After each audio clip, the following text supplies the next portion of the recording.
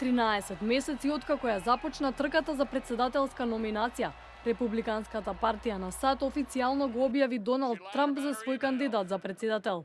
Со своите контраверзни говори, тој надмина 16 ривали од својата партија, а сега партијата се обидува да ги заборави поделбите и да се обедини против заедничкиот противник Хилари Клинтон.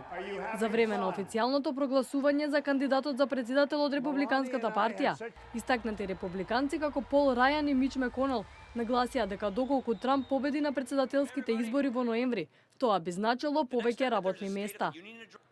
Ние нудиме една подобра Америка, со идеи кои всушност функционираат.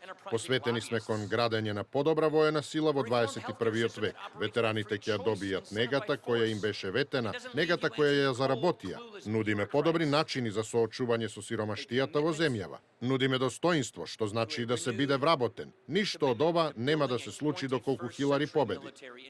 Кандидатот според традицијата не беше на местото во вторникот, но во кратко видео обраќање од Њу Јорк објави дека е горд што е кандидат за председател на Соединетите Американски држави.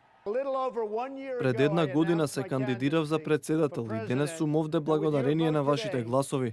Заедно постигнавме историски резултати. Сепак мораме да стигнеме до крајот на трката. Горд сум што сум кандидат за председател на САД. За време на конвенцијата, обраќање има и представниците на Американската национална асоциација за оружје, кои истакнаа дека доколку Хилари победи, тоа би значило крај на слободата за секој американец да може да поседува огнено оружје. Во текот на наредната недела, Демократската партија најверојатно официјално ќе објави Хилари Клинтон како свој единствен кандидат.